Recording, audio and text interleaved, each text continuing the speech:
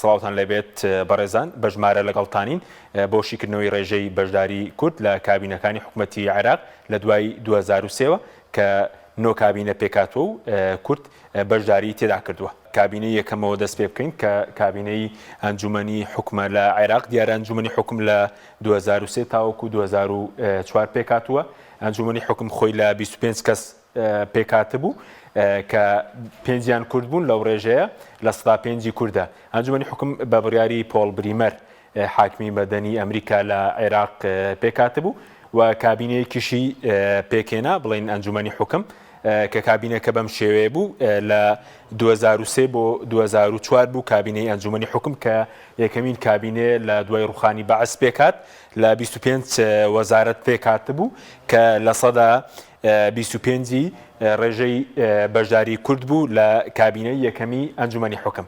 وەزیرە کوردەکان کە بەشدار بوون لە کابینە یەکەمی ئەنجومەنی حکم کە یەکەمین کابینە بوو لە حکوومەتی عێراقی نەسرین بەرواریە کە وەزیری ئاوەدانکردنەوە، عەبدوڕەحمان سدیق وەزیری ژینگە، هۆشیار زێباری وەزیری دەرەوە، محەممەد تۆفیق ڕەحیم وەزیری پیشەسازی و کانزاکان، لەتیف ڕەشید وەزیری سەرچاوە ئاویەکە. ئەمە کابینەی ئەنجومەنی حکم بوو. کابینەی ئایەت عەلاوی کە کابینەکەی ئەویش نزیکەی ساڵێکی خەیان، کابینەکەی لە 2004 بۆ 2005 بوو لە 31 وەزارەت پێکات بوو. ڕێژەی کورد لە کابینەکەی ئایەت عەلاوی کە کابینەیەکی کاتی بوو لە 118 کورد بە لە 118 بەشدار بوو کە ئەندامانی ئەنجومەنی وەزیرانی پێکێنابوو. بەڵێ وەزیرە کوردەکان ئەوانەی کە بەشدار بوون لە کابینەی ئایەت عەلاوی بۆ نمونە جێگیری سەرۆک وەزیرانمان هەیە بەرهەم ساڵح، هۆشیار زێباریمان هەیە وەزیری دەرەوە، نەسرین بەرواریمان هەیە وەزیری شارەوانی، لەتیف ڕەشیدمان هەیە وەزیری سەرچاوەکان، بەختیار ئەمینمان هەیە وەزیری مافی مرۆڤ، نەرمین عوسمانمان هەیە وەزیری کاروباری ژنان بووە. دیارە جگە لە جێگیری سەرۆک وەزیران 5 وەزیر لە کابینەکەی ئایەت عەلاوی دەهەبوو. بەڵێ کابینەی ئیبراهیم جعفەریە، کابینەی ئیبراهیم جعفەریش ساڵی 2005 بۆ 2006 پێکات کە لە 31 وەزارەت پێکات بوو. ڕێژەی بەشداری کورد لەو کابینەیە لە 125 بوو. بەڵێ وەزیرە کوردەکان ئەوانەی کە بەشدار بوون لە کابینەکەی بۆ نمونە ڕۆژ نووری شاوەی سەبووە کە جێگیری سەرۆک وەزیرانە، هۆشیار زێباری وەزیری دەرەوە، بەرهەم ساڵح وەزیری پلاندانان بووە، جوان فواد معسووم وەزیری گەیاندنە، عەبدولباست کەریم وەزیری بازرگانیە، نەرمین عوسمان وەزیری ژینگەیە، ئیدریس هادی وەزیری کاروباری کۆمەڵایەتی بووە، هەروەها لەتیف ڕەشید وەزیری سەرچاوەکانی یاو بووە، بامان شێوە نەسرین بەرواری لەم کابینەش دووبارە بۆتەوە وەزیری شارەوانی بووە. واتە ڕێژەی کورد لەم کابینێ بە ڕێژەیەکی زۆر وەزیر بەشداری کردووە. بەڵێ کابینەی نووری مالیکی، کابینە یەکەمی نووری مالیکی کە ساڵی 2006 بۆ 2010 کە ئەو کاتەش مام جەلال سەرۆک کۆماری عێراق بوو. کابینەکەی یەکەمی نووری مالیکی دوایەوە هات کە کورد نیگەرانی هەبوو لە ئیبراهیم جعفەری پێوا بوو کە مافە دەستوریەکانی خەڵک کوردستانی جێبەجێ نەکردووە بە تایبەت مادەی 140. ڕێژەی لە 26 وەزارەتی کابینەکەی مالیکی لە 126 کورد بوو. بەڵێ وەزیرە کوردەکان کە لە کابینە یەکەمی مالیکی بەشدار بوون بەم شێوەیە کورد بە 7 وەزیر بەشدار بوو لە کابینە یەکەم. بۆ نمونە جێگیری سەرۆک وەزیرانی شەبووە کە بەرهەم ساڵح جێگیری سەرۆک وەزیرانە، هۆشیار زێباری وەزیری دەرەوە، علی بابانە وەزیری پلاندانان، لەتیف ڕەشید وەزیری سەرچاوەکانی ئاو، نەرمین عوسمان وەزیری ژینگە، بەیان دزەیی وەزیری ئاوەدانکردنەوە بووە، فەوزی حەریری وەزیری پیشەسازی و کانزاکان، دارە نورەدین وەزیری داد بووە. بەڵێ بچینە سەر کابینەی دووەمی نووری مالیکی کە لە ساڵی 2010 بۆ 2014 پێکات.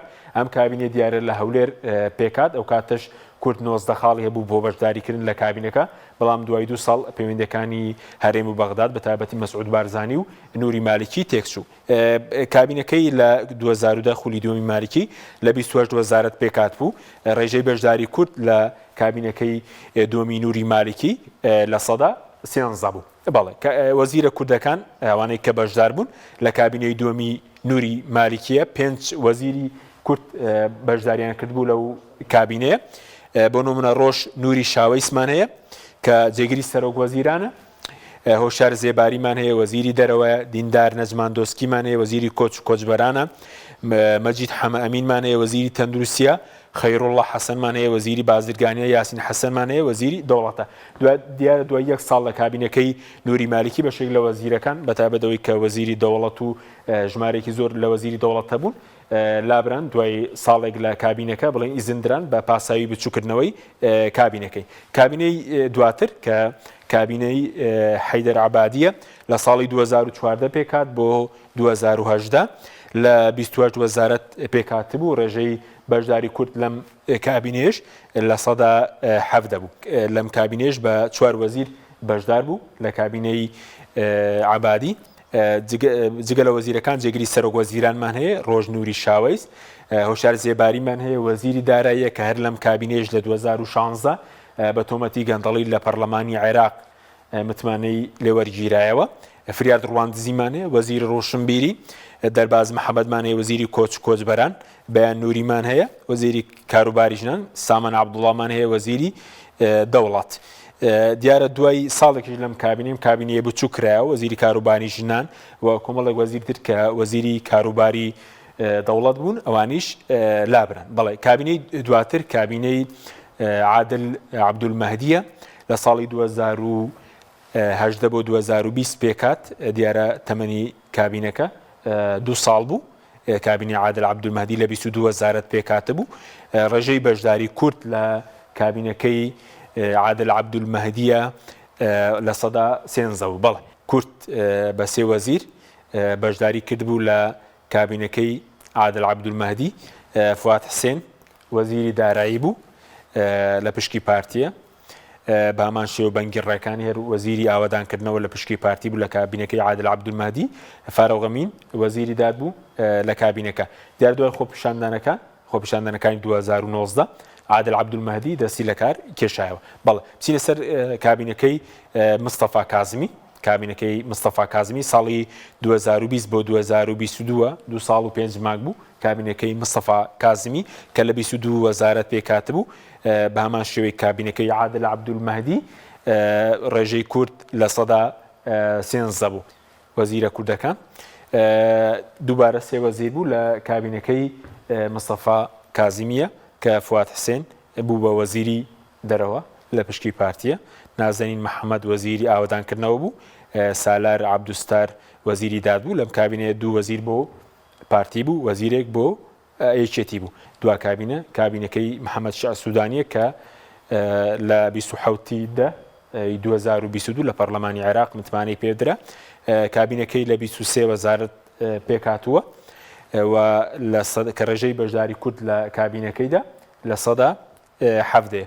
بینە سەر وەزیرە کوردەکان. بەڵێ وەزیرە کوردەکانی کابینەکەی محەممەد شیع سوودانی. بەڵێ دیارە کورد لەو کابینێ پشکەکەی 4 وەزارەتە تاکو ئێستاوەی کە ئێگلا کراونەتەوە بۆی ناکۆکی پارتی یەکێتی تاکو ئێستا 2 وەزارەت ئێگلا نەکراونەتەوە، نازانی کێ دەبێت بە وەزیر.